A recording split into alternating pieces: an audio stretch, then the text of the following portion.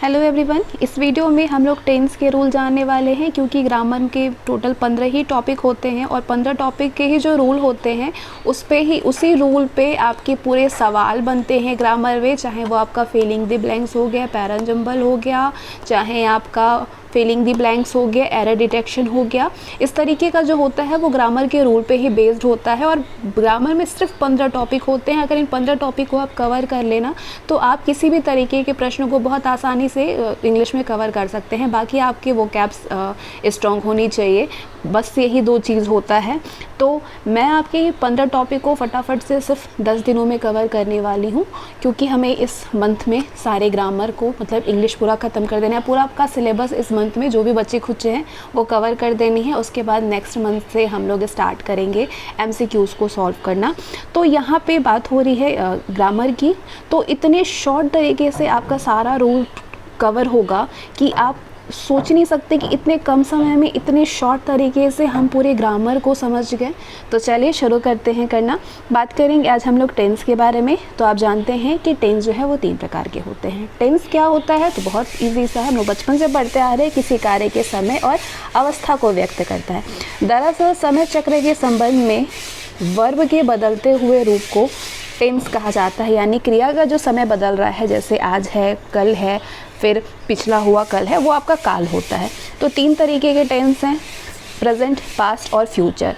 और हर टेंस के 4 प्रकार होते हैं। जैसे प्रेजेंट में इनके सब डिवीज़न कितने होते हैं? 4 सब डिवीज़न होते हैं। एक इंडेफिनिट हो गया, प्रेजेंट कॉन्टिन्यूअस हो गया, प्रेजेंट परफेक्ट हो गया, प्रेजेंट परफेक्ट कॉन्टिन्यूअस हो गया।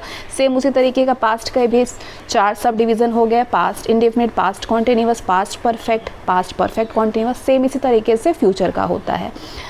तो आइए, ये तो बेसिक चीज़ हो गया। अब हम जानते हैं जो कि फॉर्मूले होते हैं, जिससे हम लोग इन फॉर्मूले पे रिलेटेड हम लोग क्वेश्चन को करते हैं। तो ये कुछ कंफ्यूजिंग फार्मूला भी होता है, कुछ ऐसे जोड़े होते हैं जो कि कंफ्यूजिंग जोड़े होते हैं। जैसे कि सिंपल प्रेजेंट का प्रेजेंट कॉन्टिन्यूअस, ठीक है, कॉन्टिन्यूअस का पास्ट परफेक्ट कॉन्टिन्यूअस में चेंजेस, प्रेजेंट परफेक्ट का सिंपल पास्ट में, सिंपल पास्ट का पास्ट परफेक्ट में। तो ये कुछ जोड़े ऐसे हैं जो कि कंफ्यूजिंग वाले जोड़े होते हैं, ठीक है। चलिए आइए अब हम एक एक करके सब डिवीज़न को समझते हैं। और सब डिवीज़न को हमें बिल्कुल विस्तार पूर्वक वैसे नहीं समझना है जैसे हम स्कूल में समझते थे। हम ऐसे समझेंगे जैसे कि हम कंपटीशन को देने वाले हैं, जो जैसा प्रश्न उसमें पूछा जाता है उस हिसाब से हमको चीज़ों को समझना है।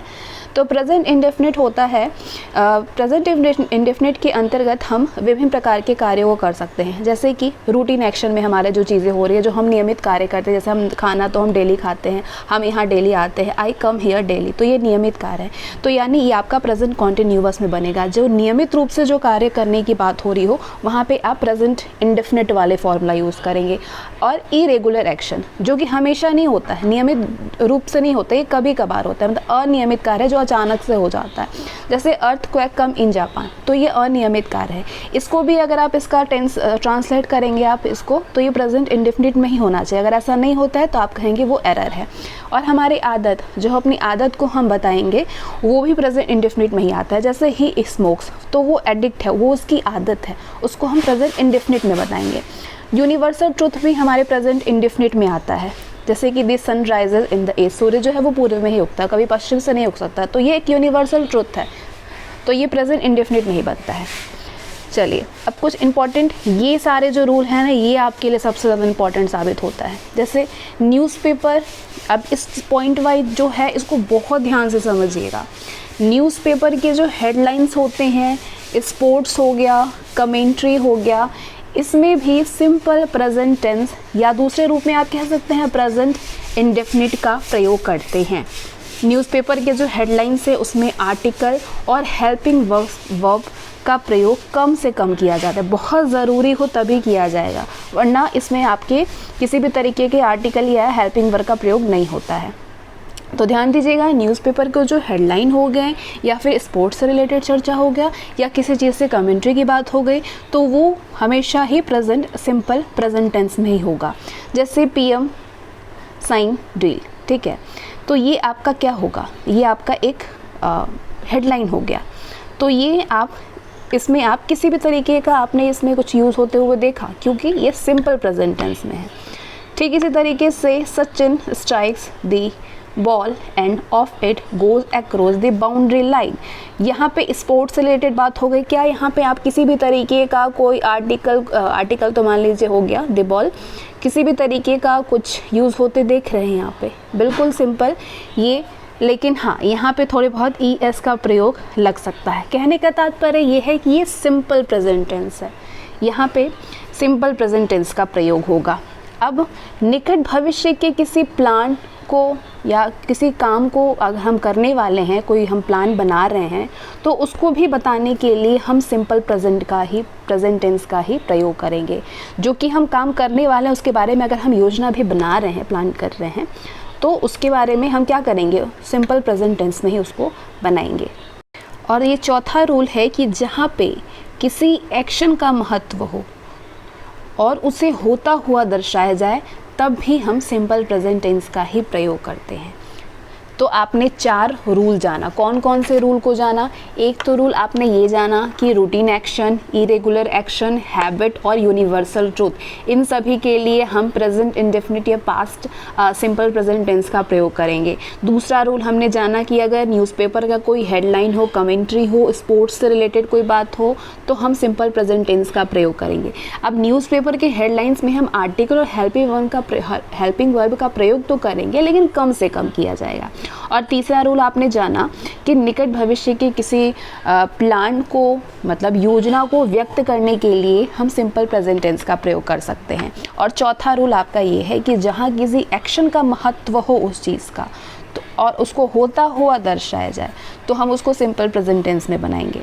जैसे कि off goes the plane, here's comes our chief guest.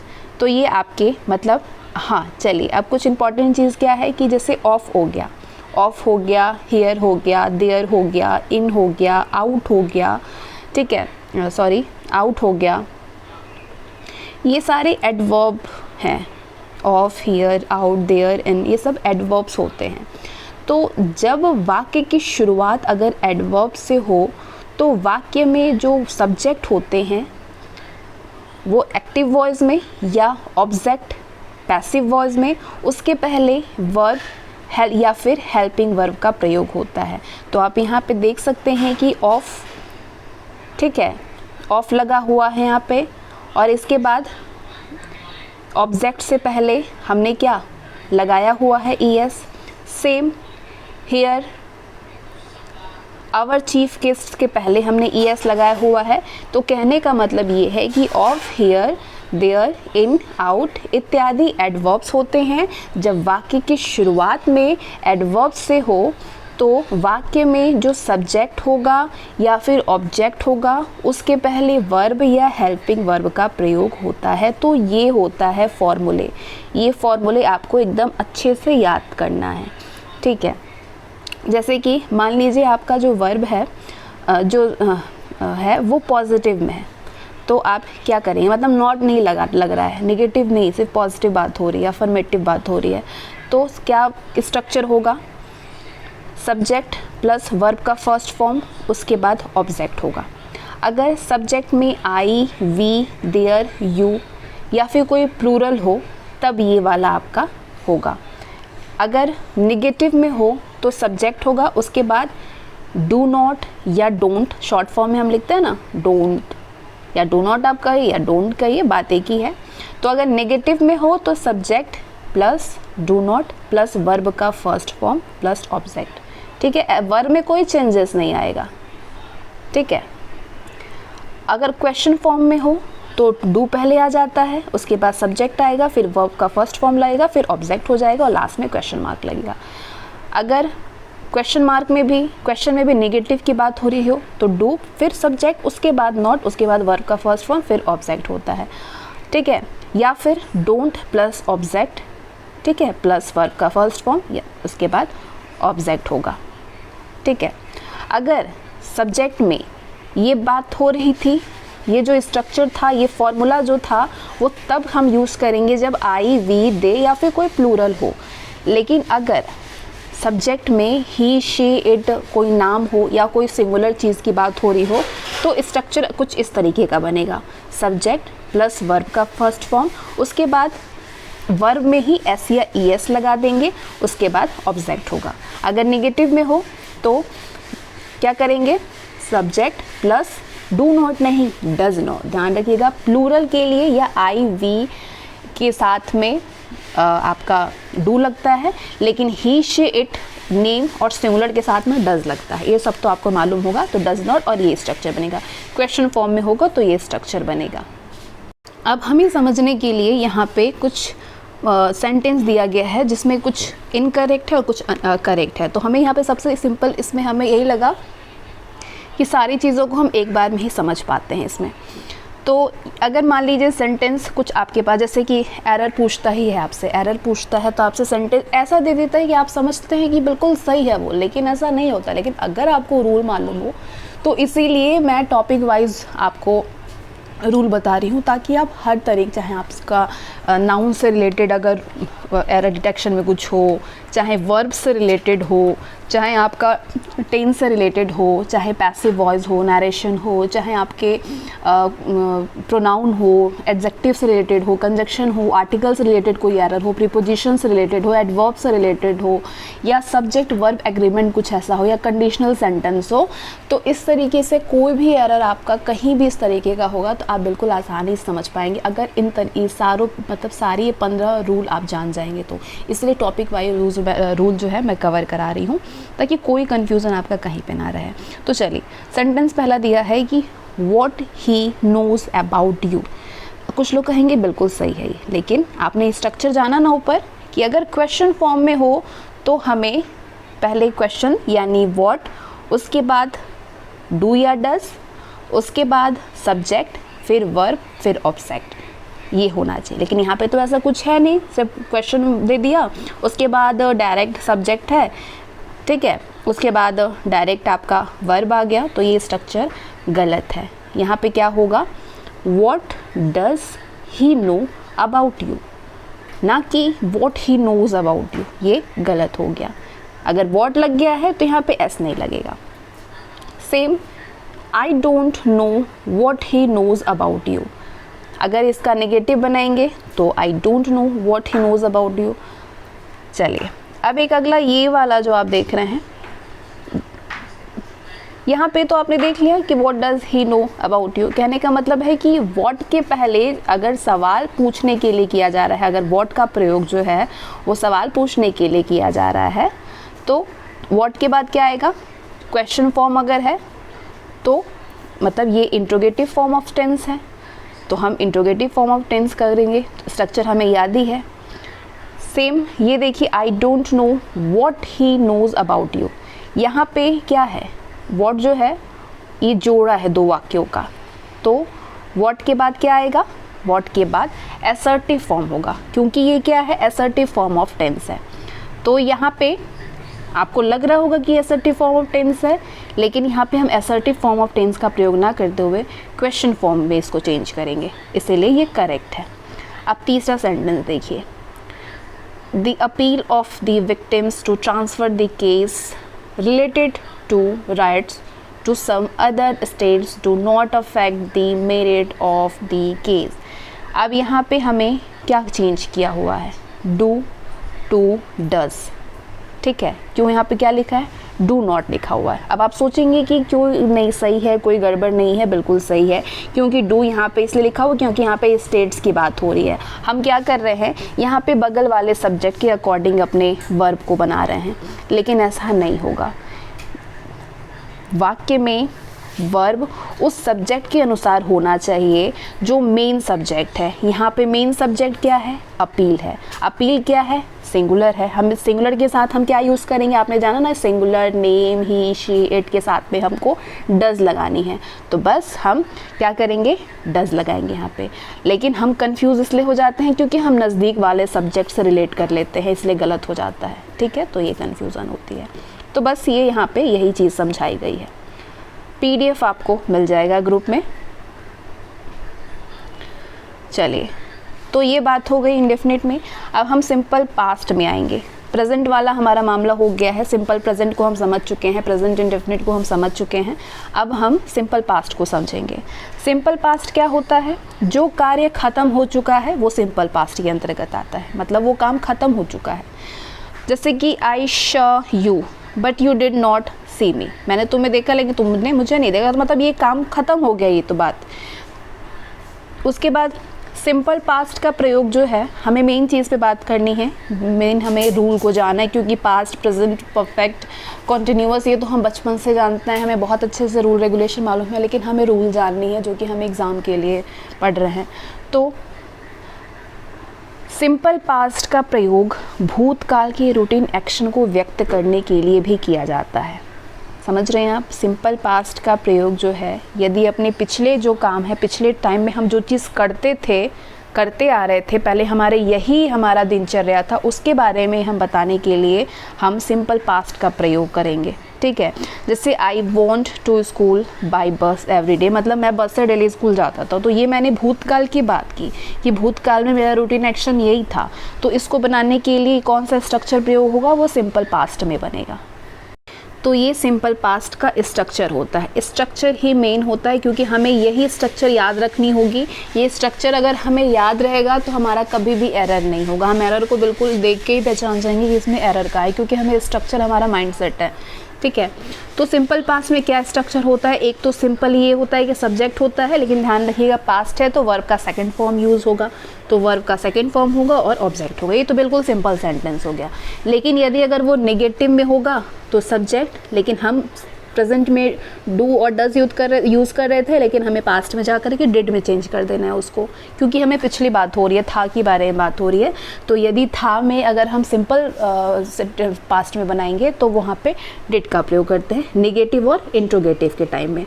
तो डिड नॉट या डिडंट। लेकिन अगर ध्यान रखिएगा कि आप सिंपल टेंस बना रहे थे, सिंपल पास्ट, तो आपने वर्ब का सेकंड फॉर्म यूज़ किया था, लेकिन अगर वो नेगेटिव में चेंज हो जाएगा तो बस वर्ब का सेकंड नहीं फर्स्ट फॉर्म यूज़ होगा, फिर ऑब्जेक्ट होगा। अगर क्वेश्चन इंट्रोगेटिव में होगा तो did plus subject plus verb का फर्स्ट फॉर्म प्लस ऑब्जेक्ट। यदि इंट्रोगेटिव नेगेटिव में होगा तो did plus subject plus not, उसके बाद वर्ब आएगा, फिर ऑब्जेक्ट बनेगा। ठीक है, या फिर इंट्रोगेटिव नेगेटिव में अगर डिड नॉट पहले हो जाएगा, उसके बाद सब्जेक्ट, फिर वर्ब का फर्स्ट फॉर्म, फिर ऑब्जेक्ट। ठीक है, चलिए अब रूल के बारे में आते हैं। ये तो हम जानते ही थे स्ट्रक्चर। अगर वाक्य की शुरुआत, हमें ये जो चीज़ है यही पूछे जाते हैं कंपटीशन में। अब जो रूल आप जानेंगे आगे, यही सब कंपटीशन में पूछता है। अगर वाक्य की शुरुआत it's time, it's about time या इट्स हाई टाइम से हो और उसके बाद सब्जेक्ट का प्रयोग हो, तो सब्जेक्ट के बाद वर्ब के सेकंड फॉर्म का प्रयोग करेंगे। ध्यान रखिएगा, अगर शुरुआत कोई बात की हो रही है, it's time, it's about time या इट्स हाई टाइम, तो हमें तुरंत सब्जेक्ट के बाद वर्ब का फर्स्ट फॉर्म यूज़ करना है। जैसे सेंटेंस ये है हमारा कि it's time you should study. यहाँ ये गलत हो रहा है, क्योंकि हमने पढ़ा था रूल ये कि सब्जेक्ट अगर इट्स टाइम लगा है तो हमें सब्जेक्ट के तुरंत बाद वर्ब का सेकंड फॉर्म लगाना है, लेकिन यहाँ पे तो ऐसा कुछ हुआ नहीं, स्टडी लिखा हुआ है, तो ये तो फर्स्ट फॉर्म लगा है, तो ये हमें कहेंगे कि ये गलत है। सही क्या होगा? It's time you studied, not should, यहाँ मॉडल यूज़ नहीं होगा, यू स्टडीड। ठीक है, यू स्टडीड, ये सही जवाब होगा। लेकिन अगर इट्स टाइम के बाद यदि टू लग जाएगा तो वहीं से चीज़ें चेंज हो जाएगी। इट्स टाइम के बाद टू का प्रयोग अगर हो जाए तो हमें टू के तुरंत बाद वर्ब का फर्स्ट फॉर्म लगाएंगे। यदि सिंपल इट्स टाइम रहता तो हम सेकंड फॉर्म यूज़ करते, लेकिन इट्स टाइम टू स्टडी अगर कहना होता तो हमें फर्स्ट फॉर्म लगाते। हम कहते it's time to study, should नहीं लगाएंगे, इट्स टाइम टू स्टडी। ठीक है, ये करेक्ट होगा। तो छोटी छोटी चीज़ें हैं, बस अगर ये हमें रूल मालूम हो तो गलत नहीं होता है। जैसे you do come here every day, तो हम क्या किए, हमने, ये तो बिल्कुल सिंपल हो गया आपका, यू के बाद डू लगाएंगे, डू के बाद हम वर्ब का फर्स्ट फॉर्म लगाएंगे, हियर एवरी डे बिल्कुल सही सेंटेंस है। सेम यदि he did make a mistake, चलिए उसने किया क्या, मिस्टेक, तो यहाँ पे वर्ब का फर्स्ट फॉर्म, ये भी सेंटेंस सही है। ठीक है, तो अगर सामान्यतः एक वाक्य में डू, डज, और डिड का प्रयोग जो है वो हेल्पिंग वर्ब के रूप में पॉजिटिव वाक्य में नहीं होता है। ऐसे तो हमेशा डू, डज या फिर डिड का प्रयोग हेल्पिंग वर्ब के रूप में पॉजिटिव वे में नहीं होता है। यदि नेगेटिव बात हो रही है तब हम कहते हैं डू नॉट या डज नॉट या डिड नॉट। लेकिन यहाँ पे आप कहेंगे कि डू सिंपल में कैसे लग गया, फिर भी आप कह रहे हो सही है। वो इसलिए क्योंकि अगर मेन वर्ब पर जोर दिया जा रहा है, यदि हम मेन वर्ब यानी आने पे जोर दे रहे हैं कि you do come here daily, he did make a mistake, यहाँ पे हम मेन वर्ब पे जोर दे रहे हैं। तो यदि बात अगर मेन वर्ब पे जोर देने की हो तब हम वहाँ पे डू, डज और डिड का प्रयोग मेन वर्ब के पहले कर सकते हैं। ठीक है, मेन वर्ब, लेकिन मेन वर्ब कैसा होना चाहिए, फर्स्ट फॉर्म में होना चाहिए। ठीक है, क्लियर। अगर वाक्य में भूतकाल के समय का उल्लेख हो तो पास्ट टेंस का प्रयोग होता है। अगर पिछले किसी बात का हम उल्लेख कर रहे हैं, अपने पहले की कोई बात बता रहे हैं, तो हम उसको पास्ट टेंस में बताएंगे। जैसे आई हैव कम यस्टरडे नहीं होगा, आई हैव कम यस्टरडे, मैं यहाँ पे कल आ चुकी थी, ये तो बहुत ही गलत है। हम क्या कहेंगे, आई केम यस्टरडे, मैं कल आई थी। तो ये सिंपल में बनेगा, पास्ट टेंस में। चलिए, ये तो पास्ट हो गया सिंपल, हमने सिंपल प्रेजेंट, सिंपल पास्ट समझ लिया। अब हम सिंपल फ्यूचर को समझते हैं। सिंपल फ्यूचर का स्ट्रक्चर हम जानेंगे क्या होता है। स्ट्रक्चर तो हम जानते ही हैं, लेकिन हमें रूल इंपॉर्टेंट जाननी है। सबसे सिंपली बात ये है कि जो हम भविष्य में किसी चीज़ के बारे में बात करते हैं तो हम उसको सिंपल फ्यूचर टेंस में बताएंगे। जो भी हम फ्यूचर के बारे में अगर कोई चीज़ कर रहे हैं, जैसे कि आई शैल मीट यू, ठीक है, जो भी काम हमें भविष्य में हमारे लिए होगा उससे वो सिंपल फ्यूचर टेंस के अंतर्गत आता है। जो कार्य भविष्य के लिए प्लान्ड हो वो सिंपल प्रेजेंट टेंस में होगा। इस पे थोड़ा ज़्यादा जोर दीजिएगा। यहाँ बात हो रही है, भले आपको सेंटेंस फ्यूचर में दिखेगा लेकिन वो फ्यूचर नहीं होगा, उसको आप सिंपल प्रेजेंट टेंस में बनाएंगे। जो काम भविष्य में होगा वो तो सिंपल फ्यूचर टेंस में होता है, जैसे कि आई शैल मीट यू। लेकिन जो भी काम हमें भविष्य के लिए योजना प्लान हो कि हमने वो चीज़ करनी है तो उसके लिए हम सिंपल प्रेजेंट टेंस में उसको बनाएंगे। जैसे कि the train departs at 8 PM tonight. ठीक है, ये तो हमने बहुत सिंपल प्रेजेंट टेंस में इसको बनाया। क्यों? क्योंकि हम ये काम को भविष्य के लिए प्लान कर रहे हैं, तो हम इसको सिंपल प्रेजेंट टेंस में बनाएंगे। ठीक है, the train departs at 8 PM tonight. यहाँ पे आप ये नहीं करेंगे कि the train will depart at 8 PM tonight, ये गलत हो जाएगा। इसको बिल्कुल सिंपल प्रेजेंट टेंस में बनाते हैं। ठीक है, तो ये स्ट्रक्चर होता है। सब्जेक्ट प्लस शैल या विल, वो सब्जेक्ट अकॉर्डिंग होता है। उसके बाद वर्ब का फर्स्ट फॉर्म, फिर ऑब्जेक्ट होगा। यदि नेगेटिव में होगा तो शैल नॉट लगा देंगे। यदि नेगेटिव होगा तो सब्जेक्ट प्लस शैल नॉट या वुड नॉट प्लस वर्ब का फर्स्ट फॉर्म, फिर ऑब्जेक्ट हो जाता है। यदि इंट्रोगेटिव में होगा तो शैल या विल होगा, उसके बाद सब्जेक्ट, फिर वर्ब का फर्स्ट फॉर्म। अगर इंट्रोगेटिव नेगेटिव में होगा तो ये चीज़ होता है। ठीक है, अब यहाँ पे शैल या विल का प्रयोग मॉडल्स में विस्तार से दिया गया है। ये कहने का मतलब है कि एक मॉडल का टॉपिक है, उसमें आपको इससे रिलेटेड चीज़ें मिलेंगी। चलिए, मॉडल आपको बताई जाएगी, पढ़ाई जाएगी और बताई जाएगी कि शैल और विल का क्या क्या यूज़ होता है। यहाँ तो आपको सिर्फ इतना जानना है कि फ्यूचर टेंस पे हमें किस में क्या यूज़ करते हैं। अब आते हैं, तो ये सिंपल तो हमने समझ लिया। अब हम कॉन्टिन्यूअस फॉर्म में जानेंगे सारी चीज़ों को, क्या क्या रूल होते हैं। सबसे पहले प्रेजेंट कॉन्टिन्यूअस, जो कार्य वर्तमान में यानी वाक्य को बोलते समय हो रहा हो, कि हम मान लीजिए कि मैं पढ़ रही हूँ तो मैं अभी एक काम कर रही हूँ, तो मैं ये जो कर रही हूँ उसको कहूँगी कि मैं अभी प्रेजेंट कॉन्टिन्यूअस में इसको बनाऊँगी। ठीक है, तो ये आपके प्रेजेंट कॉन्टिन्यूअस में आता है। जैसे आई एम स्टडिंग नाउ, मैं पढ़ रही हूँ अभी, तो मैं ये अभी कर रही हूँ, तो ये होगा। ठीक है, अब कई बार कार्य जारी अवस्था में होते हुए भी दिखाई नहीं देता है, परंतु उन्हें भी प्रेजेंट कॉन्टिन्यूअस टेंस के अंतर्गत रखा जा सकता है। कैसे? जैसे coastal areas are getting submerged.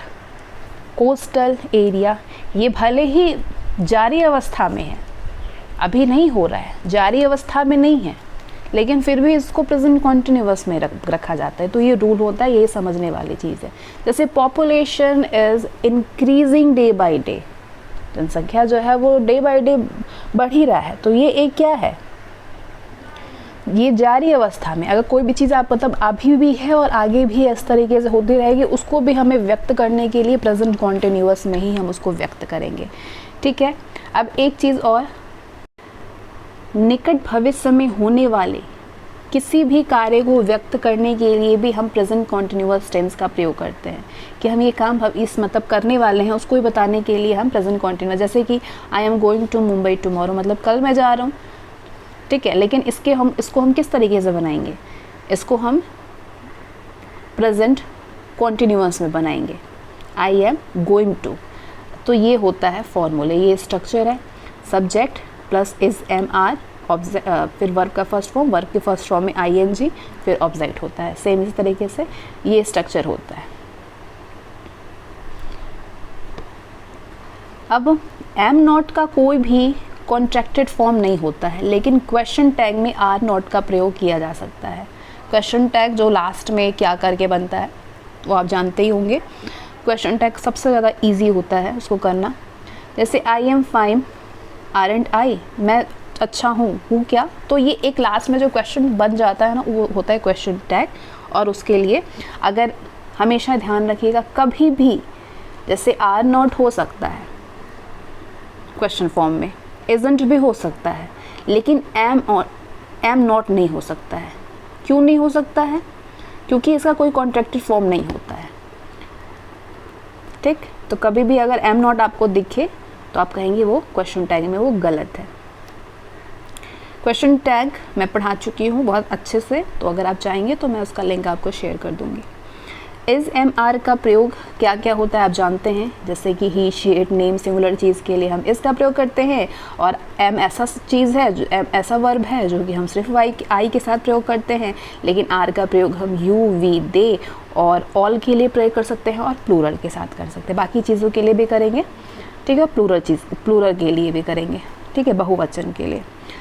अब इम्पॉर्टेंट यहाँ क्या है कि my father is working in a bank and my brother is studying is a school. नहीं, गलत है ये सेंटेंस। क्या गलत है इसमें कि अगर कोई चीज़ रूटीन में हो रहा है, आपको बताया गया है ये रूल कि रूटीन में जो चीज़ हुआ है उसको आप प्रेजेंट कॉन्टिन्यूअस में नहीं बनाएंगे, उसको सिंपल प्रेजेंट में बनाएंगे बिल्कुल।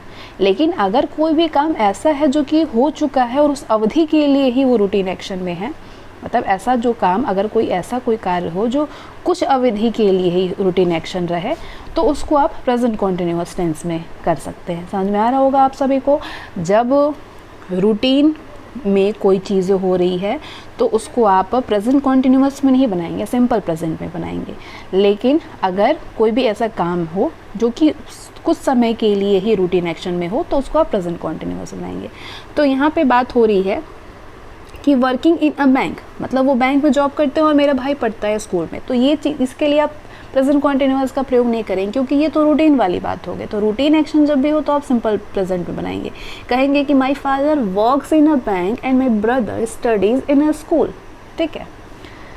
जैसे I am preparing for competitive exam now a day, मैं आजकल कम्पिटिटिव एग्ज़ाम के लिए तैयारी कर रही हूँ, तो इसको आप प्रेजेंट कॉन्टिन्यूअस में बना सकते हैं, क्योंकि मैं ये आजकल कर रही हूँ, क्योंकि ये कुछ ही घड़ी की तक बात हो रही है, कुछ ही अवधि के लिए है।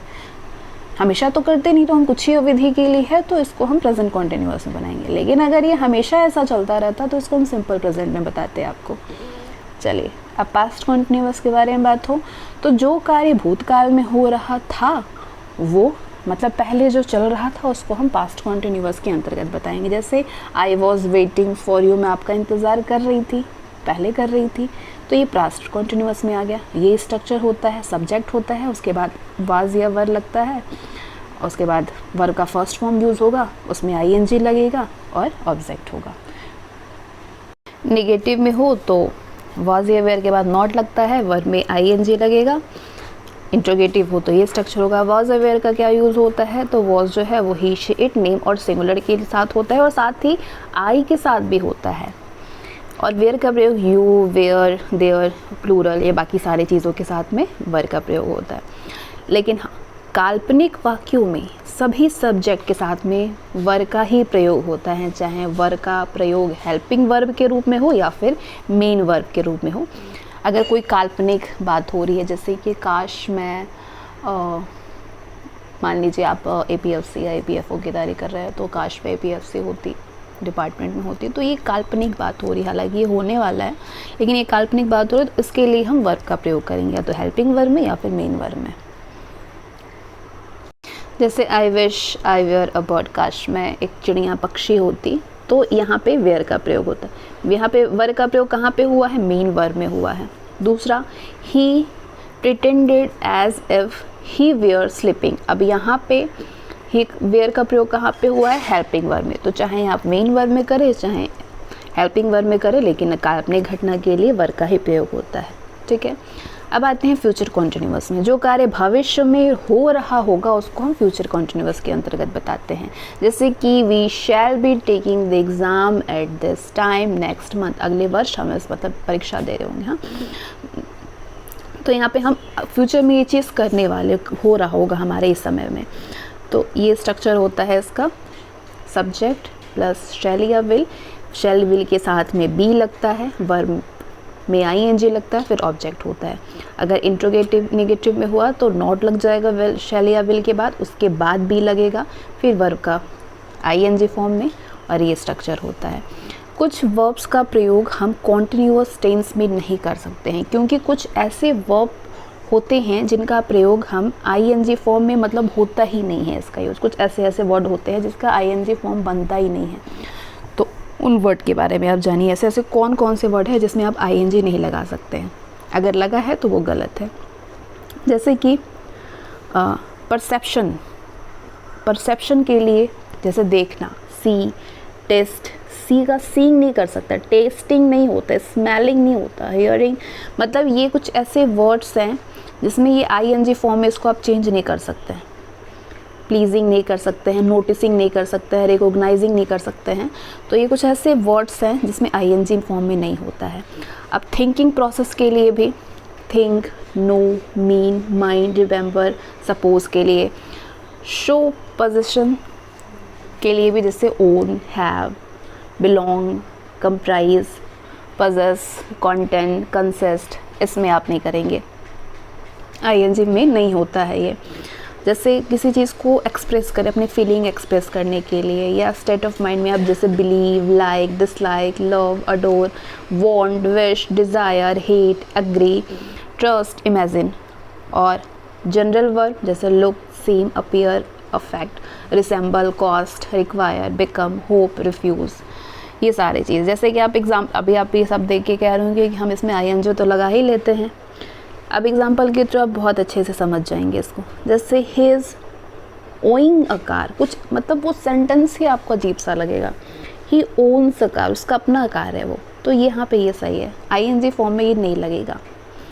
जैसे this house is belonging to me नहीं होता है, बिलोंग्स टू मी होता है, तो ये ING में नहीं लगेगा, यहाँ पे इज़ और ING नहीं लगेगा, कॉन्टिन्यूअस में ये बनेगा ही नहीं।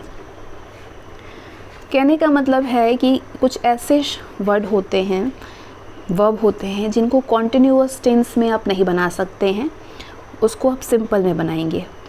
ठीक है, जैसे कि ये आपने ओन के साथ में आप S लगाएंगे, बिलोंग के साथ में S लगाएंगे। यहाँ पे जैसे I am not meaning anything wrong, ये गलत हो गया, I don't mean anything wrong हो गया। जैसे सी के साथ आप ING लगाएंगे, I am seeing a man standing there, नहीं, I see a man standing there हो सकता है। ठीक है, अगर अब यहाँ पे भी आपने जाना कि हैव के साथ में भी ING हैविंग नहीं होगा, लेकिन अधिकतर जगह पे आप देखते होंगे कि हो रहा है, लेकिन क्यों हो रहा है उसके बारे में हम जानिए। हैव का अर्थ होता है अधिकार होना, जैसे आई हैव दिस, और अगर हैव में ING का प्रयोग हो जाएगा तो इसलिए मतलब अगर मतलब हाँ सॉरी, यहाँ पे मतलब ये बताने की कोशिश की जा रही है कि अगर जहाँ पे जिस शब्द में जो आप वाक्य बोल रहे हैं उसमें यदि आप हैव कहने का मतलब आपका हैव लगाने का ये उद्देश्य है कि हम अधिकार बता रहे हैं, तो वहाँ पे आप ING का प्रयोग नहीं करेंगे। लेकिन अगर हैव का अर्थ निकलता हो किसी मतलब खाना या फिर इंजॉय करना, तो उसके लिए आप कहेंगे हैविंग। जैसे कि I am having a car, ये नहीं होगा। I am having a piece of cake, मतलब यहाँ पे मैं खाने के लिए बात हो रही है यहाँ पे, ठीक है। आई हैव अ कार हो सकता है, मेरे पास कार है। यहाँ पे अधिकार जब बात हो रही हो तो आप सिंपली हैव लगाएंगे, लेकिन अगर खाने की बात हो रही हो तो यहाँ पे आप आईएनजी फॉर्म में लगा सकते हैं। आपको कुछ ऐसे रूल्स दिख रहे हैं जो अपवाद है एक तरीके का, जैसे कि आपने सी जाना, सी में आप आईएनजी नहीं लगा सकते हैं। आपने वर्ब्स ऑफ थिंकिंग प्रोसेस, उसको आप कॉन्टिन्यूअस में नहीं चेंज कर सकते हैं, सिंपल में ही रखेंगे। लेकिन कब इसको कॉन्टिन्यूअस में आप चेंज करेंगे वो आप जानने की कोशिश कर रहे हैं। जैसे थिंक, रिमेंबर, फील। अब फील जो आप यहाँ पे देख रहे हैं, ये फील क्या है? फील करना, थिंक तो आपके थिंकिंग प्रोसेस में आ गया। फील करना, लाइक करना, बिलीव करना, ये आप किसी को एक्सप्रेस करने के लिए यूज़ करते हैं, ठीक है। रिमेंबर हो गया, रिमेंबरिंग आप नहीं कर सकते थे, कब नहीं कर सकते? थिंकिंग प्रोसेस के अंतर्गत यदि आता तो उसको आप आईएनजी फॉर्म में नहीं लगा सकते थे। अपीयर हो गया, लुक हो गया, ठीक है। इस तरीके का प्रयोग में आप कॉन्टिन्यूअस में नहीं बना सकते, लेकिन कब बना सकेंगे वो आप जानेंगे। Think, remember, feel, look, appear etcetera, इनका प्रयोग सामान्य वाक्यों में आईएनजी में नहीं होना चाहिए। लेकिन अगर इसका प्रयोग अगर भावनाओं को दर्शाने के लिए यदि आप करते हैं तब आप आईएनजी फॉर्म में इसका यूज़ कर सकते हैं, ठीक है। तब इसको आप आईएनजी फॉर्म में यूज़ कर सकते हैं। जैसे कि I am thinking you right now, नहीं ये गलत है। I think you right now, यहाँ कॉन्टिन्यूअस नहीं बनेगा, यहाँ सिंपल बनेगा। लेकिन अगर भावनाओं को हम दर्शाएंगे, जैसे I am thinking of you, मैं आपके बारे में सोच रही हूँ, तो क्या है यहाँ पे थिंकिंग आईएनजी लग सकता है। यहाँ पे अपीयरिंग नहीं लगेगा, because it was appearing as if they were going to kill us, यहाँ अपीयरिंग नहीं लगेगा। लेकिन अगर हम उसको भावनाओं के तरीके से बताएंगे कि it appeared as if they were going to kill us, या यू आर लुकिंग गुड, हम अपनी भावना दर्शा रहे हैं, तब हम आईएनजी लगा सकते हैं। लेकिन हम नॉर्मल अगर चीज़ें हो रही है, अगर एक्सप्रेस कर रहे हैं प्रोसेस, अगर कोई थिंकिंग प्रोसेस चल रहा है इससे रिलेटेड, तो आप आईएनजी में कॉन्टिन्यूअस में नहीं चेंज कर सकते हैं, ठीक है। अब जिरंड की बात हो रही है। जिरंड एवं प्रेजेंट पार्टिसिपल में वर्ब आईएनजी फॉर्म में होते हैं। जैसे being ill, I could not come, getting a job is easy nowadays, seeing is believing. आप कहेंगे कि आप बताई थी कि वर्ब्स ऑफ परसेप्शन में कि सी, टेस्ट, स्मेल वगैरह, इन सब में आप आईएनजी नहीं लगा सकते। लेकिन हाँ, अगर प्रेजेंट पार्टिसिपल में हो या जिरंड में हो तो आप लगा सकते हैं। जैसे सीइंग यहाँ पे सब्जेक्ट में यूज़ हुआ ना, तो आप सीइंग कर सकते हैं यहाँ पे। Seeing is believing, swimming is a good exercise, तो आप कर सकते हैं। लेकिन अभी इन सब चीज़ों को भी समझने के लिए आपको वर्ब पढ़ना ज़रूरी है, बहुत डिटेल में। अगर इसको आपको समझना है कि कहाँ लगेगा कहाँ नहीं, कन्फ्यूज़न तो होती है, जाहिर सी बातें होती है, तो उसके लिए मैं आपको वर्ब भी पढ़ाऊँगी। और वर्ब कौन सा, जो एडवांस वर्ब हमें पढ़ना है उसमें बताऊँगी मैं। अब सभी प्रीपोजिशन के बाद अगर वर्ब का प्रयोग होता है तो वर्ब आईएनजी फॉर्म में होना चाहिए। अगर प्रीपोजिशन के बाद, ऑफ के बाद, फ्रॉम के बाद, तो आप आईएनजी यूज़ कर सकते हैं। जैसे bats are capable of hearing, आप समझ रहे थे कि हियर का हियरिंग नहीं बन सकता है, क्योंकि हमने परसेप्शन में पढ़ा था कि अगर वर्ब का परसेप्शन हो तो हम उसमें हियर भी आता है, हियर का हम हियरिंग नहीं कर सकते हैं। लेकिन अगर प्रीपोजिशन के बाद अगर है हियर, तो आप उसमें आईएनजी लगा सकते हैं, ठीक है। स्मोकिंग कर सकते हैं, फ्रॉम के बाद हम स्मोकिंग लगा सकते हैं। अब आते हैं प्रेजेंट परफेक्ट पे। जो काम हम अभी अभी या फिर हाल फिलहाल तुरंत ही ख़त्म किए हुए हैं, जैसे कि अभी हमने तुरंत ही ख़त्म किया, वर्ब की जो लिस्ट हम बता रहे थे, मतलब हमने अभी तुरंत फ्यूचर कॉन्टिन्यूअस के बारे में ख़त्म किया चीज़ें, तो जो फ्यूचर कॉन्टिन्यूअस के बारे में हमने ख़त्म किया वो क्या है, वो हमारा प्रेजेंट परफेक्ट हो गया। जो अभी तुरंत हमने फिनिश किया है वो प्रेजेंट परफेक्ट टेंस के अंतर्गत आएगा। जैसे he has come to Delhi recently. अब रूल जानते हैं, जब कार्य महत्वपूर्ण हो, न कि कार्य होने का समय, काम तो ज़रूरी है लेकिन काम कब हुआ है ये ज़रूरी, इसका कोई ज़रूरी नहीं है, या फिर कार्य होने का समय का कोई उल्लेख नहीं हो, तब वो चीज़ प्रेजेंट परफेक्ट कॉन्टिन्यूअस में बनता है। जैसे we have progressed a lot, ठीक है, प्रोग्रेस्ड अ लॉट, या फिर we have reached the moon. अब कब क्या, इसका कोई उल्लेख नहीं है, लेकिन हाँ काम महत्वपूर्ण हो रहा है, तो इसके लिए हम प्रेजेंट परफेक्ट टेंस का क्या स्ट्रक्चर होता है प्रेजेंट परफेक्ट टेंस का, तो हैज़ या हैव लगता है और वर्ब में थर्ड फॉर्म लगता है, ये स्ट्रक्चर होता है। हैज़ या हैव का कहाँ कहाँ प्रयोग होता है वो आप जानते हैं, ही शी इट नेम सिंगुलर के साथ में हैज़ और बाकी सारी चीज़ों के साथ हैव लगता है। दोनों में अंतर क्या है वो भी आप जान सकते हैं, जैसे कि science has given us many new inventions. नहीं, यहाँ पे आपको ये समझना है कि साइंस जो है वो सिंगुलर नहीं है, ठीक है, सॉरी ये सही है, सिंगुलर ही है। सब्जेक्ट जो है ये सिंगुलर में आते हैं, क्या सिंगुलर में आते हैं और क्या प्लूरल में वर्ड आते हैं वो आपको आगे बताई जाएगी। तो science has given us many new invention सही है, we have reached the moon ये भी सही है, ठीक है।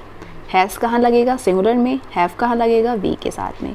अब गलत क्या है, जैसे science has given us many new invention, बहुत सारी चीज़ों के साथ में, अब यहाँ पे 90th सेंचुरी बता दी है, समय का उल्लेख हो गया है तो हैज़ नहीं लगेगा, गलत है ये।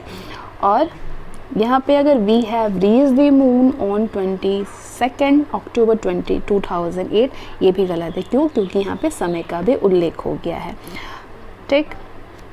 अगर भूतकाल के समय का उल्लेख हो, प्रेजेंट को परफेक्ट, अगर भूतकाल के समय का उल्लेख हो तो प्रेजेंट परफेक्ट में नहीं बताएंगे हम, उसको सिंपल पास्ट में हम बनाएंगे। अगर भूतकाल की समय का उल्लेख हो तो यहाँ पे वही चीज़ हुआ है, क्योंकि हमें यहाँ पे जो चीज़ है ये 90th सेंचुरी की बात हो रही है, ये तो भूतकाल के समय की बात हो रही है, 2008 की 90th सेंचुरी की, तो हम इसको प्रेजेंट परफेक्ट में नहीं बनाएंगे बल्कि सिंपल पास्ट में बनाएंगे। क्या बन सकता है, तो यहाँ पे आप डिफरेंस देख सकते हैं, क्या बनाएंगे आप इसको तो सही होगा, science gave us many life saving drugs in the 90th century, ये कर सकते हैं।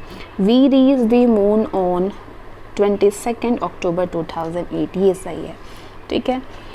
अब एक इम्पॉर्टेंट नोट है कि आई हैव हैड, अब हैव के साथ में हैड भी लगता है, क्यों लगता है, I have had enough problems here second form में अगर हो तो, या फिर he has had his breakfast, मतलब वाक्य में हैव के किसी भी फॉर्म, मतलब यदि हैव की फॉर्म्स हेल्पिंग वर्ब में हो तो उसके बाद हैड का प्रयोग हो सकता है। हैड किस लिए होगा, मेन वर्ब में होगा, क्योंकि यहाँ पे ये प्रेजेंट परफेक्ट और पास्ट परफेक्ट के फॉर्मूले में फिट होते हैं, इसीलिए हो सकता है। जैसे रिसेंटली, ऑलरेडी, येट, सो फार का प्रयोग प्रेजेंट टेंस में होता है, लेकिन येट परफेक्ट टेंस में नेगेटिव में होता है, नॉट येट, नॉट के साथ येट लगता है ना, हाँ तो बिल्कुल वही। जैसे he has not reached home yet, ये प्रेजेंट परफेक्ट में बन गया। अब he had not done any work so far, ये पास्ट परफेक्ट में चेंज हो गया, ठीक। अगर सिंस के पास सिंपल पास्ट का प्रयोग हो तो सिंस के पहले प्रेजेंट परफेक्ट का यूज़ होता है। ध्यान रखिएगा कि अगर सिंस के बाद सिंपल पास्ट दिया हो, जैसे सिंस के बाद ये सिंपल पास्ट दिया है ना, he left India, I have not seen him since he left India, यहाँ पे सिंस के बाद सिंपल पास्ट है तो सिंस के पहले वाला जो सेंटेंस होगा वो प्रेजेंट परफेक्ट में होगा, ये रूल याद रखिएगा। यदि सिंस के बाद अगर आपको सिंपल पास्ट दिखे, प्रेजेंट, हाँ सिंपल पास्ट दिखे, तो आप तुरंत सिंस के पहले वाले सेंटेंस को प्रेजेंट परफेक्ट में बनाएंगे। और ऐसे वाक्य में प्रेजेंट परफेक्ट के स्थान पर मॉडल का भी परफेक्ट फॉर्म में आ सकता है, मॉडल भी परफेक्ट फॉर्म में हो सकता है।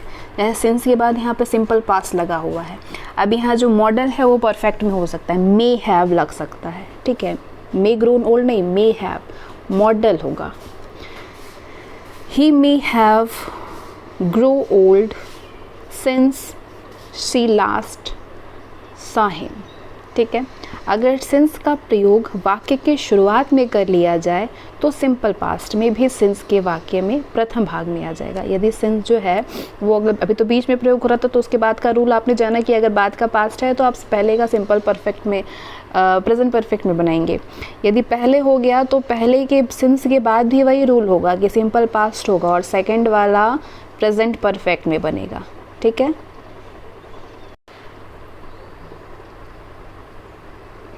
पास्ट परफेक्ट,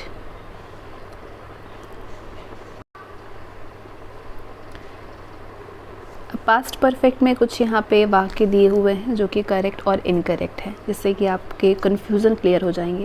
जैसे I saw him before he stopped his car. यहाँ पे पास्ट सिंपल में है, फिर बिफोर के बाद भी पास्ट को सिंपल में ही बनाई गई है, तो ये गलत होगा। यहाँ पे परफेक्ट टेंस में ही बात हो रही है, पास्ट परफेक्ट में। तो क्या करेंगे हम, आई हैड वर्ब का first form seen, third form. Structure past perfect का क्या था, वर्ब का थर्ड फॉर्म। ठीक है। I had seen him before he stopped his car. Before के बाद वाला जो होगा वो सिंपल पास्ट में ही होगा, लेकिन बिफोर से पहले पास्ट परफेक्ट में होता है।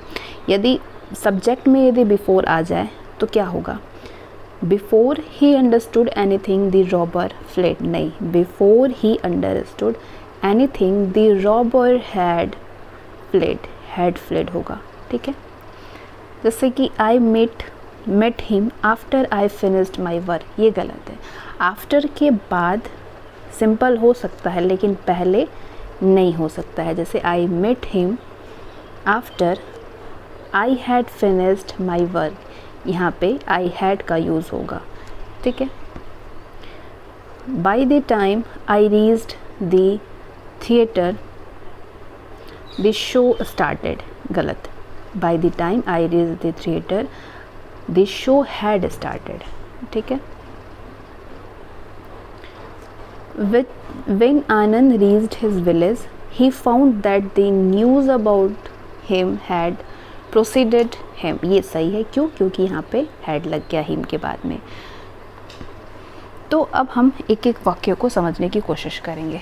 पहला जो आप देख रहे हैं बिफोर वाला, बिफोर में क्या हुआ कि I had seen him before he stopped his car। ये तो आपने जो सेंटेंस देखा ये क्या है, ये सेंटेंस, ये फर्स्ट, इसको कहते हैं फर्स्ट एक्शन और सेकंड एक्शन। तो फर्स्ट जो एक्शन है, पहले हम लोग इनकरेक्ट वाले को ही देख लेते हैं। फर्स्ट एक्शन जो होगा वो पास्ट परफेक्ट में होगा और जो सेकंड एक्शन होगा वो सिंपल पास्ट में होगा। ठीक है, बिफोर के। तो यहाँ पे तो सेकंड एक्शन है वो तो सिंपल पास्ट में है, ठीक है, लेकिन जो फर्स्ट एक्शन है वो भी सिंपल में है, तो इसलिए गलत है। ये क्या बनेगा, पास्ट परफेक्ट में बनेगा। ठीक। और यदि बिफोर का प्रयोग शुरू में हो तो क्या होगा, चेंजेस क्या होगा, सेकंड एक्शन जो होगा वो सिंपल पास्ट में होगा। सेकंड एक्शन कौन सा है, ये वाला, he understood. Second action simple past में होगा और फर्स्ट एक्शन जो है वो पास्ट परफेक्ट में होगा, यानी रॉबर हैड फ्लेड। सेम चीज़ अगर आफ्टर लग जाए, बिफोर की जगह पे आफ्टर लग जाए तो जो सेकंड एक्शन है वो परफेक्ट में होगा और फर्स्ट एक्शन जो है वो सिंपल पास्ट में होगा। और यदि अगर बाय द टाइम का प्रयोग हो, बाय द टाइम, तो जो सेकंड एक्शन होगा वो सिंपल पास्ट में होगा, ये वाला, और फर्स्ट एक्शन जो होगा वो पास्ट परफेक्ट में होगा। और अगर दो कार्य, ये रूल होता है, ये रूल आप देख सकते हैं, फॉर्मेशन किस तरीके से बनता है, बिफोर के पहले और बाद का फॉर्मेशन में क्या फ़र्क है। अगर बिफोर बीच में हो तो ये पहला एक्शन है, ये दूसरा एक्शन है। यदि पहले बिफोर लग जाएगा तो ये दूसरा एक्शन इधर, ये पहला एक्शन इधर लगता बनता है। और आफ्टर का भी सेम वही, अगर बिफोर पहले जैसे है वैसे अगर आफ्टर बीच में हो तो उसका भी यही फॉर्मेशन होता है। बाय द टाइम यदि आगे हो तो इसका ये फॉर्मेशन बनता है। अगर दो कार्य पास्ट में एक के बाद एक हो तो पहला कार्य जो होगा वो पास्ट परफेक्ट में होगा और दूसरा कार्य सिंपल पास्ट टेंस में होगा। यदि एक के बाद एक दो काम हो रहा है तो पहला जो काम होगा वो क्या होगा, पहला काम पास्ट परफेक्ट में और दूसरा सिंपल पास्ट में होता है। ये स्ट्रक्चर होता है, ये फॉर्मूले हैं। अगर पॉजिटिव में हो तो सब्जेक्ट, फिर हैड, वर्ब का थर्ड फॉर्म, फिर ऑब्जेक्ट। यदि नेगेटिव में हो सब्जेक्ट, हैड नॉट, वर्ब का थर्ड फॉर्म, ऑब्जेक्ट। ये होता है।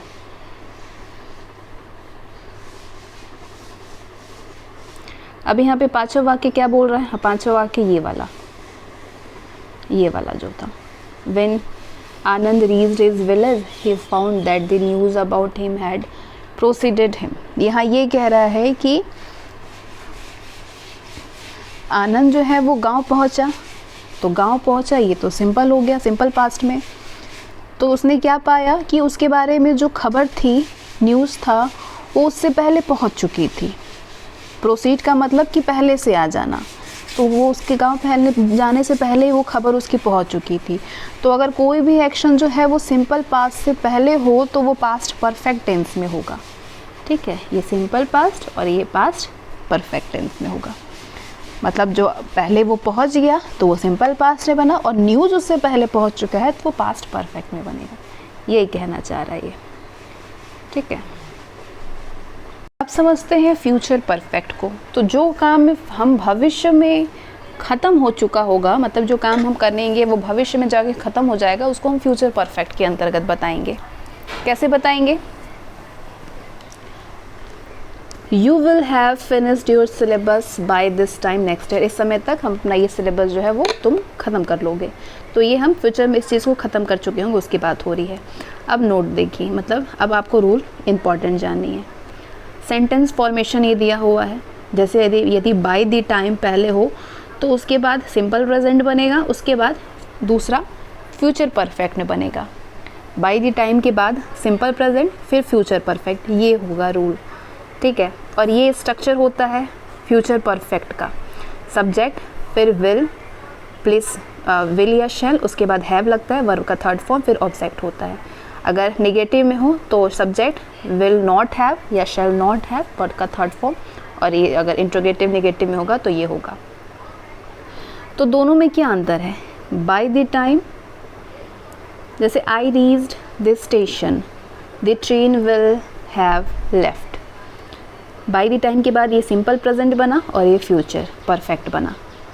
हमने क्या रूल जाना? पहले सिंपल प्रेजेंट, फिर फ्यूचर परफेक्ट। अब ये क्या बोल रहा है? आई रीच्ड द स्टेशन, यहाँ पे सिंपल पास्ट हो गया। सिंपल प्रेजेंट में भी वही चीज़ है, सिंपल पास्ट में भी वही चीज़ है। अगर हम सिंपल प्रेजेंट की चीज़ें बता रहे हैं तो उसमें हम सिंपल प्रेजेंट लिखेंगे, उसके बाद फ्यूचर परफेक्ट आएगा। लेकिन यदि पास्ट की बात हो रही हो तो पहला बाय द टाइम के बाद पहला जो एक्शन होगा वो सिंपल पास्ट में और सेकंड एक्शन पास्ट परफेक्ट में होगा। ठीक है, प्रेजेंट परफेक्ट कॉन्टिन्यूअस, जो कार्य भूतकाल में शुरू हुआ हो और अभी भी चल रहा हो उसे हम प्रेजेंट परफेक्ट कॉन्टिन्यूअस टेंस के अंतर्गत बनाते हैं। जैसे I have been living in Delhi for 5 years, तो अभी हम क्या अपने भूतकाल के समय में जो शुरू हुआ था वो भी चल रहा है कि हम 5 सालों से रह रहे हैं, तो इसको प्रेजेंट परफेक्ट कॉन्टिन्यूअस टेंस। ये स्ट्रक्चर होता है।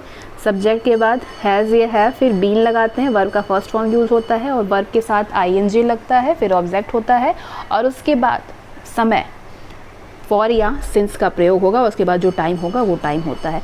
फॉर और सिंस का क्या यूज़ होता है वो आप आगे जानेंगे। जैसे I am teaching you since an hour, नहीं, I have been teaching you for an hour. ये परफेक्ट में बनेगा आपके प्रेजेंट परफेक्ट कॉन्टिन्यूअस में। सिंस और फॉर का क्या इस्तेमाल है? फॉर का प्रयोग आप तब करेंगे जब समय की अवधि का उल्लेख हो, मतलब टाइम एग्जैक्टली आपको टाइम मालूम हो, प्रॉपर टाइम आपको मालूम हो तो आप फॉर का प्रयोग करेंगे।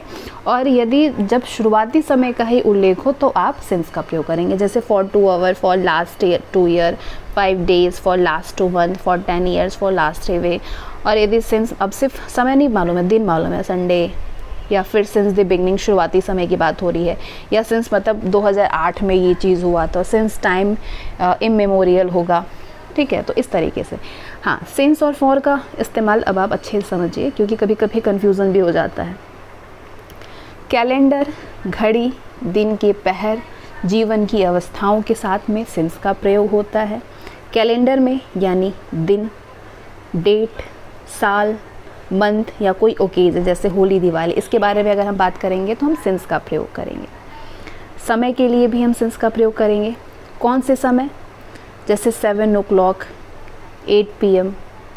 अगर लाइफ का कोई स्टेज की बात हो रही हो तो सिंस का प्रयोग करेंगे, जैसे चाइल्डहुड है, एडोलसेंस है, या फिर पार्ट ऑफ ईच डे, जैसे मॉर्निंग की बात हो रही है, लास्ट नाइट की बात हो रही है नून की, तो ये सिंस यहाँ पे चल सकता है, ठीक है। लेकिन अगर एग्जैक्टली टाइम की बात हो रही हो तो आप फॉर का इस्तेमाल करेंगे। अब हम बात करते हैं पास्ट परफेक्ट कॉन्टिन्यूअस की। तो जो कार्य भूतकाल में ही शुरू हुआ, अभी भी चल रहा है, और उसके बाद नहीं, सॉरी, जो कार्य जो है वो भूतकाल में शुरू हुआ, थोड़े टाइम चला और भूतकाल में ही ख़त्म हो गया, तो वो पास्ट परफेक्ट कॉन्टिन्यूअस में होता है। जैसे I have been waiting for your since morning, सुबह में मैं इंतज़ार करता, मतलब सुबह ही हुआ और ये ख़त्म भी हो गया। ये स्ट्रक्चर होता है सब्जेक्ट प्लस हैड, उसके बाद बीन, वर्ब में ing, फिर ऑब्जेक्ट, फिर फॉर या सिंस, फिर टाइम जो है वो। फ्यूचर परफेक्ट कॉन्टिन्यूअस, जो काम भविष्य के किसी समय तक जारी रहेगा तो वो फ्यूचर परफेक्ट कॉन्टिन्यूअस के अंतर्गत आएगा। जैसे I shall have been living in Delhi for 5 years by the end of this year, मतलब ये भविष्य में ही शुरू हुआ था, लेकिन ये कब तक? लास्ट इन द, मतलब इसी साल के अंत तक ये जारी रहेगा। He will have been playing from 2 o'clock, तो ये बात हो रही है। क्या स्ट्रक्चर होता है इसका फ्यूचर परफेक्ट कॉन्टिन्यूअस का? ये स्ट्रक्चर होता है इसका सब्जेक्ट प्लस शैल या विल, फिर हैव बीन, उसके बाद वर्ब में ing, ऑब्जेक्ट और फिर टाइम। अब ये यहाँ पे इम्पॉर्टेंट चीज़ आता है। इम्पॉर्टेंट ये है कि जिस वर्ब का प्रयोग ing में नहीं होता है, उनका प्रयोग कॉन्टिन्यूअस या परफेक्ट कॉन्टिन्यूअस दोनों की तरह के टेंस में नहीं हो सकता है, क्योंकि दोनों में वर्ब में ing फॉर्म में यूज़ होता है। तो अगर ऐसा कोई वर्ब जो है उसमें कॉन्टिन्यूअस टेंस में है तो उन्हें आप इंडेफिनिट टेंस में चेंज कर देंगे। जैसे कि नो के साथ में हम ing फॉर्म में नहीं इसको लगाएंगे, जैसे आई एम नोइंग यू, ये गलत है, आई नो यू, ये आप कर सकते हैं, इंडेफिनिट टेंस में चेंज कर देंगे। अगर ऐसे वर्ब में परफेक्ट कॉन्टिन्यूअस में यदि हो तो परफेक्ट टेंस में परिवर्तित कर देंगे। अगर परफेक्ट कॉन्टिन्यूअस में हो फिर भी, जैसे कि I am been knowing him for 5 years, ये तो आप कॉन्टिन्यूअस में चेंज नहीं कर सकते हैं, तो आप क्या करेंगे? इसको आप परफेक्ट टेंस में चेंज करेंगे। I have known, third form, him for 5 years। For या सिंस का प्रयोग परफेक्ट और परफेक्ट कॉन्टिन्यूअस दोनों प्रकार के टेंस में होते हैं, परफेक्ट में भी होते हैं और परफेक्ट कॉन्टिन्यूअस में भी। जैसे I have been living in Delhi for 5 years, ये भी सही है। अब परफेक्ट कॉन्टिन्यूअस में भी हो जाएगा I had known him for 2 years। अगर वाक्य में सिंस के बाद टाइम का प्रयोग हो तो वाक्य से परफेक्ट या परफेक्ट कॉन्टिन्यूअस में ही होना चाहिए। जैसे आई एट नथिंग सिंस मॉर्निंग, नहीं, ये गलत हो, सिंस यहाँ प्रयोग तो हो रहा है लेकिन यहाँ पे आप क्या इसको परफेक्ट में ही चेंज करेंगे, I have eaten nothing since morning, ठीक है। तो ये कुछ रूल्स होते हैं। तो अभी आपने टेंस से संबंधित सारे रूल, आपने ऐसे ऐसे रूल को देखा होगा इसमें, जो कि आप सोचेंगे कि टेंस से रिलेटेड ये सारे रूल, मतलब बहुत सारे लोग तो परिचित होंगे लेकिन कुछ ऐसे भी होंगे जिनको अभी भी ये रूल नहीं मालूम होगा। तो ये एक खुफिया रूल है जो कि टेंस में पाए जाते हैं। ऐसे तो हम कहते हैं टेंस बहुत आसान है, भूत भविष्य वर्तमान कौन नहीं बता सकता, लेकिन ये जो छोटे छोटे कंपटीशन में यही धोखा दे देता है। ये छोटे छोटे जो रूल है जो हमें नहीं जानकारी होती है, तो इसीलिए मैं हर रूल को कवर करने वाली हूँ। So thanks for watching this video.